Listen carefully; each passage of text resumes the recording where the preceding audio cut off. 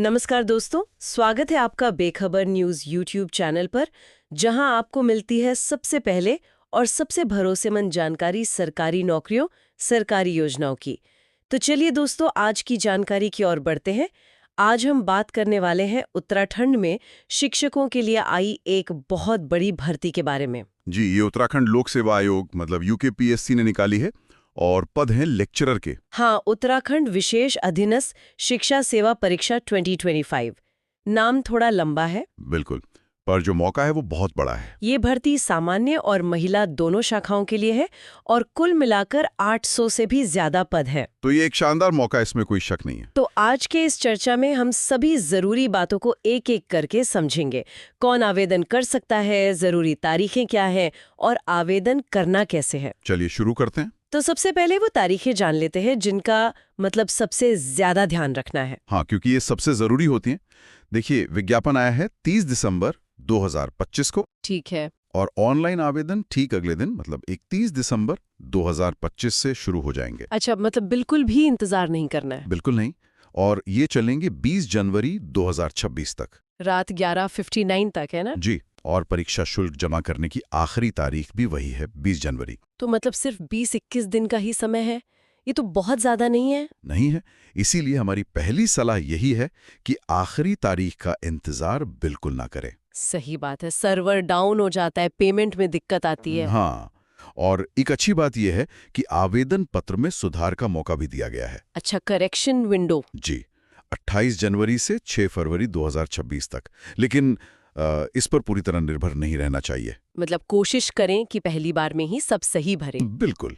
ठीक है, तो तारीखें तो साफ हो गईं।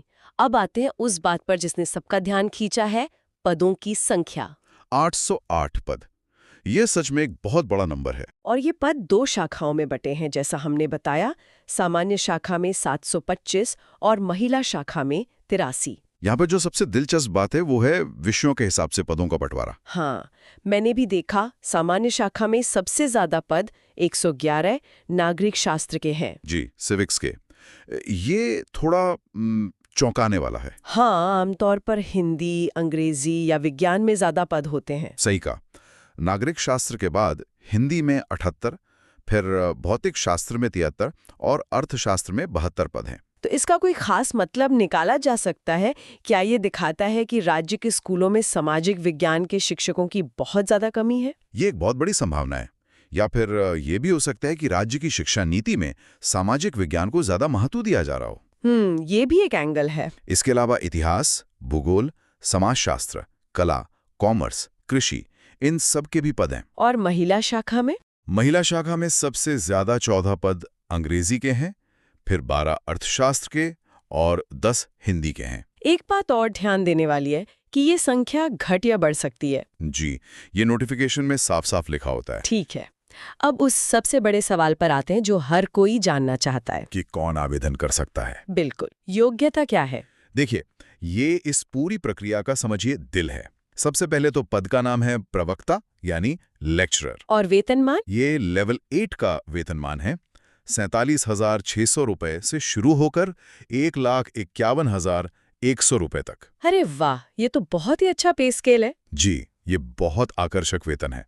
भत्ते मिलाकर शुरुआती सैलरी भी काफी अच्छी बन जाती है। अब बात करते हैं आयु सीमा की। आयु सीमा है न्यूनतम 21 वर्ष और अधिकतम 42 वर्ष। 21 से 42, ये तो काफी बड़ी रेंज है। हाँ, इसका मतलब है कि सिर्फ नए ग्रेजुएट्स ही नहीं बल्कि वो लोग भी आवेदन कर सकते हैं जो शायद कहीं और काम कर रहे हैं और अब टीचिंग में आना चाहते हैं। और आयु की गणना 1 जुलाई 2025 के आधार पर की जाएगी। जी, मतलब आवेदक का जन्म 2 जुलाई 1983 से पहले का नहीं होना चाहिए और 1 जुलाई 2004 के बाद का नहीं होना चाहिए। और आरक्षित वर्गों के लिए छूट तो होगी ही। बिल्कुल, सरकारी नियमों के अनुसार SC, ST, OBC और दूसरे वर्गों को आयु में छूट मिलेगी। चलिए, अब सबसे जरूरी हिस्से पर आते हैं, शैक्षणिक योग्यता। हाँ, इसे बहुत ध्यान से समझना होगा। तो मूल योग्यता क्या है? ज्यादातर विषयों के लिए 2 चीजें अनिवार्य हैं। पहली, संबंधित विषय में पोस्ट ग्रेजुएशन यानी स्नातकोत्तर उपाधि। और दूसरी है LT डिप्लोमा या BEd की डिग्री। लेकिन मैंने सुना है कुछ विषयों में खास पेच है। आपने बिल्कुल सही सुना। जैसे हिंदी प्रवक्ता के लिए। हाँ, बताइए उसके बारे में। वहां सिर्फ हिंदी में MA काफी नहीं है, आपके पास ग्रेजुएशन में संस्कृत विषय होना जरूरी है या फिर शास्त्री की उपाधि हो। अच्छा, ये एक बहुत जरूरी शर्त है। कई लोग इस पर ध्यान नहीं देते। और फिर उनका आवेदन रद्द हो जाता है। इसी तरह नागरिक शास्त्र के लिए राजनीति शास्त्र में पोस्ट ग्रेजुएशन चाहिए। और जीव विज्ञान के लिए? जीव विज्ञान के लिए वनस्पति विज्ञान मतलब बॉटनी या जंतु विज्ञान मतलब ज़ूलॉजी में पोस्ट ग्रेजुएशन होना चाहिए। तो उम्मीदवारों को अपने विषय की खास योग्यता को बहुत ध्यान से पढ़ना होगा। बिल्कुल। अच्छा, इन शैक्षणिक योग्यताओं के अलावा भी तो कुछ शर्तें हैं जो खास तौर पर उत्तराखंड से जुड़ी हैं। जी हाँ, 2 बड़ी शर्तें हैं।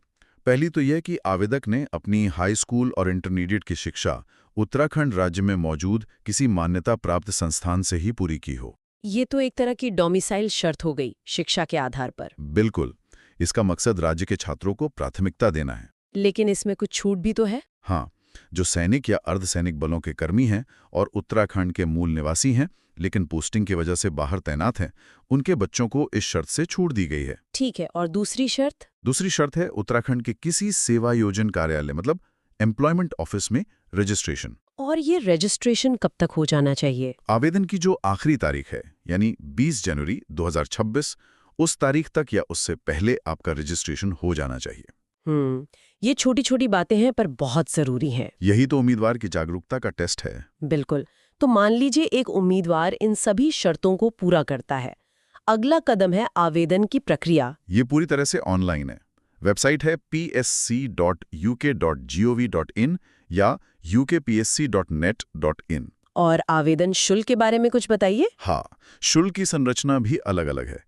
अनारक्षित यानी जनरल, ओबीसी और ईडब्ल्यूएस के लिए ये 166.36 रुपए है। ठीक है। और उत्तराखंड के SC/ST के लिए ये लगभग 76 रुपए है। और शारीरिक दिव्यांगों के लिए? उनके लिए सिर्फ प्रोसेसिंग फीस है जो कि 16.36 रुपए है। और एक बात मुझे बहुत अच्छी लगी इस नोटिफिकेशन में। कौन सी? कि उत्तराखंड के जो अनाथ बच्चे हैं उनसे कोई शुल्क नहीं लिया जाएगा। जी हाँ, ये एक बहुत ही सकारात्मक और समावेशी कदम है। वाकई काबिले तारीफ है। अच्छा, तो फॉर्म भर दिया, फीस जमा हो गई, अब असली मुकाबले की बारी आती है, चयन प्रक्रिया। जी, और ये पूरी तरह से एक लिखित परीक्षा पर आधारित होगी। और परीक्षा का प्रकार?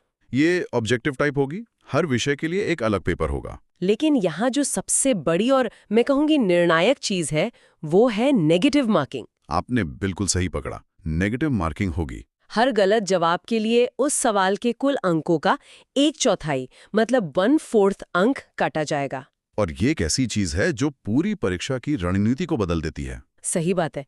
ये सिर्फ ये नहीं है कि आपको कितना आता है, बल्कि ये भी है कि जो नहीं आता उसे छोड़ने का अनुशासन आप में है या नहीं। बिल्कुल, ये ज्ञान का नहीं बल्कि ज्ञान के साथ साथ रिस्क मैनेजमेंट का भी टेस्ट है। तुक्का लगाना बहुत महंगा पड़ सकता है। एक्यूरेसी बहुत ज्यादा मायने रखती है। बहुत ज्यादा। और परीक्षा केंद्र कहाँ-कहाँ होंगे? परीक्षा केंद्र सिर्फ 2 शहरों में बनाए जाएंगे, हरिद्वार और हल्द्वानी।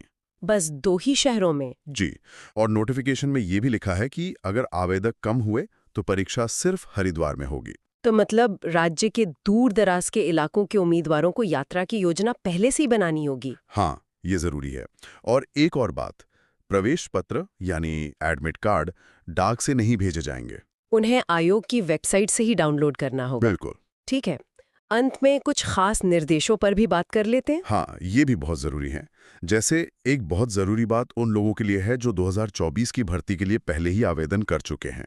उन्हें दोबारा आवेदन करने की जरूरत नहीं है ना? जी, उन्हें दोबारा आवेदन नहीं करना है सिवाय एक विषय के। वो कौन सा? कला विषय। हाँ। कला विषय के उम्मीदवारों को नया आवेदन करना ही होगा। ये एक जरूरी जानकारी है। इसके अलावा आरक्षण प्रमाण पत्र को लेकर आयोग बहुत सख्त है। आपका सर्टिफिकेट आवेदन की आखिरी तारीख तक वैध होना चाहिए। और फर्जी सर्टिफिकेट देने पर सजा भी तो काफी सख्त है। बहुत सख्त। सिर्फ आवेदन रद्द नहीं होगा बल्कि 5 साल के लिए आयोग की सभी परीक्षाओं से प्रतिबंधित किया जा सकता है। और कानूनी कार्रवाई अलग से। जी, ये एक बहुत कड़ा संदेश है कि प्रक्रिया में कोई भी धोखाधड़ी बर्दाश्त नहीं की जाएगी। तो इस पूरी चर्चा को अगर हम समेटें तो ये साफ है कि ये सिर्फ एक नौकरी का विज्ञापन नहीं है। बिल्कुल नहीं, ये एक बहुत ही सुनियोजित प्रक्रिया है। इसमें हर कदम पर उम्मीदवार की योग्यता, जागरूकता और सावधानी की परीक्षा है। तो दोस्तों, ये थी हमारी आज की महत्वपूर्ण वीडियो। अगर आपको ये वीडियो अच्छी लगी तो लाइक करें और अपने विचार कमेंट बॉक्स में ज़रूर दें और आने वाली सभी नई नौकरियों की पूरी जानकारी के लिए बेखबर न्यूज़ चैनल को सब्सक्राइब करना ना भूलें। मिलते हैं अगली वीडियो में एक और नई नौकरी की जानकारी के साथ। धन्यवाद।